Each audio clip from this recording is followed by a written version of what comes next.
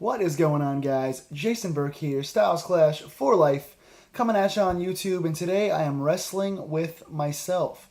WWE Clash of Champions 2016 is this Sunday. It is a Raw brand pay-per-view. It is the first Raw brand pay-per-view of the new brand split era. I'm not gonna lie, I have not watched much of Raw lately. I don't like the show. It's too long. There's too much filler. I don't like seeing all the way they treat the jobbers.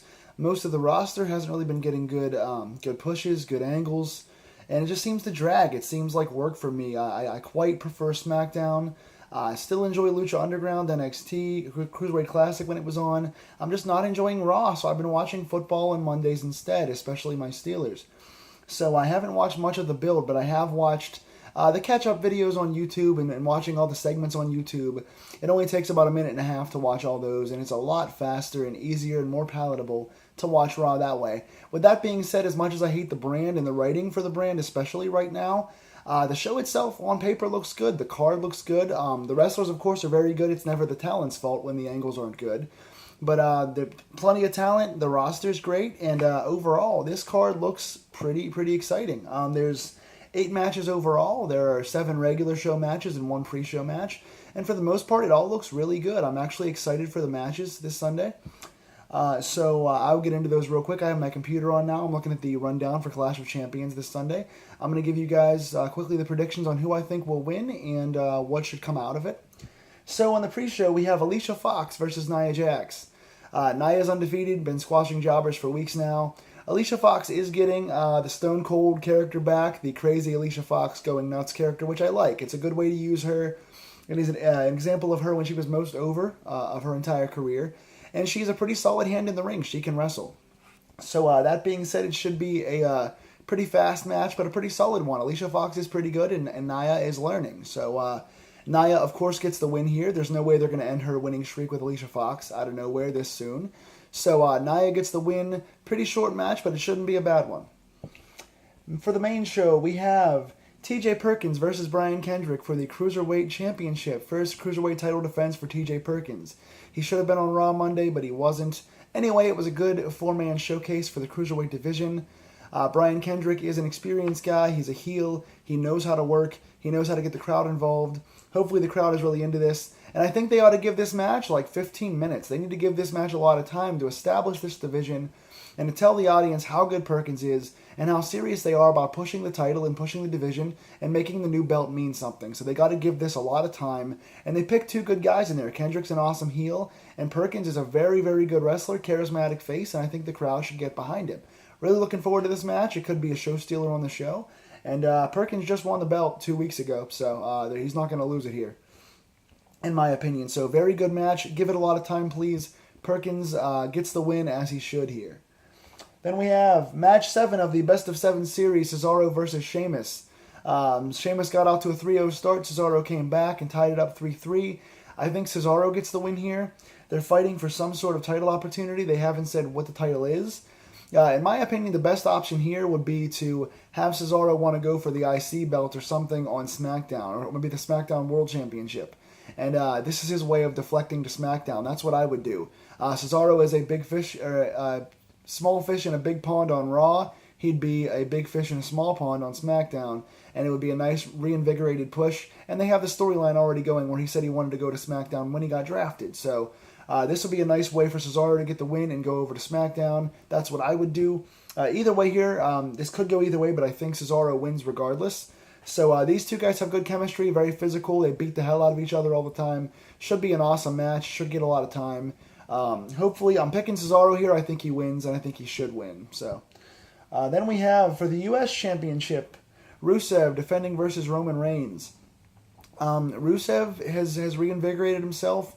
He's gotten hot again since winning the U.S. title. I think you should keep it on Rusev. I'm really not sure where this goes. They had the SummerSlam thing that was horrible, the angle they did where Rusev just Reigns beat down Rusev. I don't like it, the way they did it for SummerSlam. This ought to be a great match, though. They're 2 big, physical, athletic guys. They have good chemistry, I think, overall. I'm looking forward to seeing how this goes down. I'd put Rusev over, I think. I think the title reign should continue for a long time.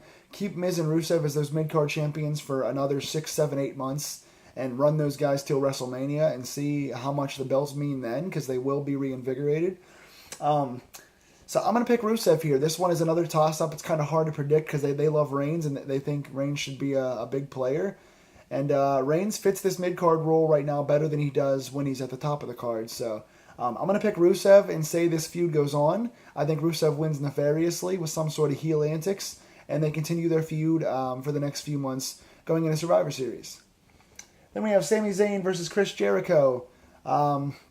If this feud continues, you'd naturally give the heel the first win. Jericho's been awesome reinventing himself, as he always does. Every year he comes back with a new character and a different persona, and it's stronger and stronger.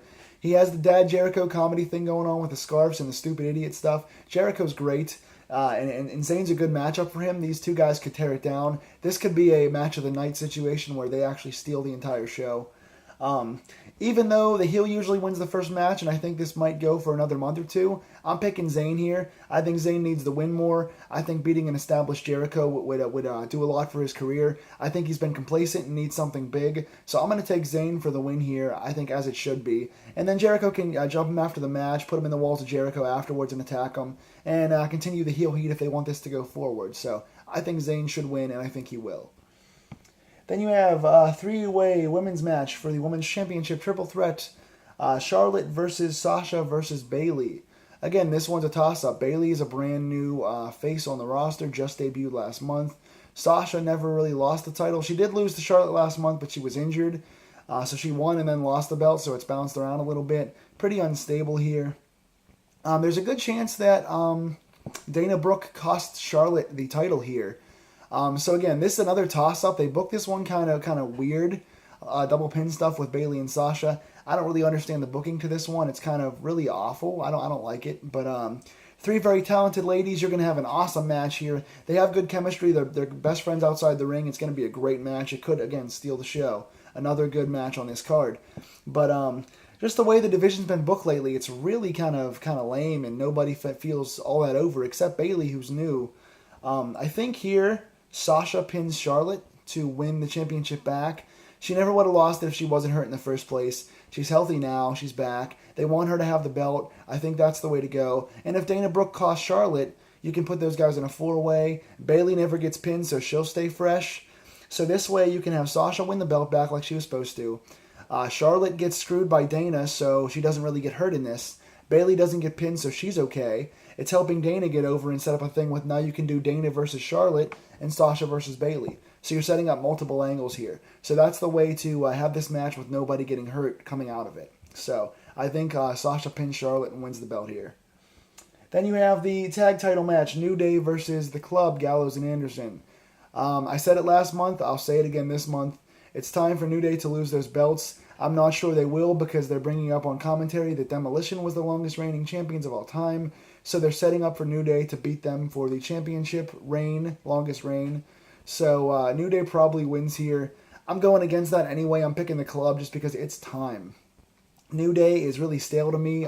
I'm not liking New Day at all lately. It's very childish, very silly. I don't like their shtick right now. It's getting played to me. I don't care much for it. I also don't like much of what they're doing with the Club, Gallows and Anderson, making them kind of funny, but it's not really funny because it's WWE's version of funny, which is never actually funny. Gallows and Anderson have a ton of personality, but they're not really showing it right now. They're just kind of being put in stupid doctor skits. I hate it. I don't like what either side's doing. I hate the storyline. I hate the angle.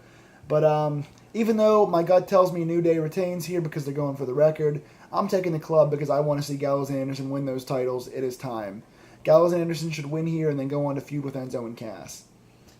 Then we have, what do we have? The main event. We're down to the main event now for the World Championship. Kevin Owens versus Seth Rollins. This should be awesome. These guys can work their butts off. They're both established Ring of Honor indie guys. You know Rollins is one of the best workers in the business. Owens is one of the best, if not the best, overall character, full package in the business. This should be great. I think Triple H reemerges here and costs Rollins. We haven't seen Triple H since he cost Rollins and Reigns the belt in the first place. So they made it about Triple H and then he disappeared. So it didn't really help anybody. I don't care for the way they did that. But I think we'll see Triple H on this show. I think he screws Rollins over once again. So Owens retains and Rollins doesn't get hurt here. And they set up the Triple H versus Rollins storyline. There's going to be some sort of intermingling stuff with Stephanie and Foley. There's going to be some interference and, weird, nefarious stuff going on. But Owens is the right guy to retain. He's the new champion. You need to get him over. He's the hot heel right now. He's a good mic worker. He deserves the push here. So Owens retains by hook or by crook, as he should, in what should be an excellent match. So there's your 8 matches. What are you guys looking forward to most on this show? Do you think my predictions are accurate? How would you change them? What do you think? Tell me in the comments down below, please. And I want to let you guys know that very soon I will be doing a new series on Wrestling with myself called Reconstructing, where I will be taking guys that WWE and other companies have buried and done the wrong booking decisions with, and trying to reconstruct their careers and build them back up to being big stars again. The first guy on Reconstructing I'm doing, hopefully in the next week, is Bray Wyatt. I'm going to reconstruct Bray Wyatt and make him a main event star within a month. I'm going to book a month of TV with how to build Bray Wyatt and the Wyatt family back up again and making Bray a star. So if you guys want to see that and who else you want to see me do reconstructing videos on, tell me in the comments down below. Until the next opening bell, guys, this has been Wrestling with myself, and I will see you all real soon. Thank you.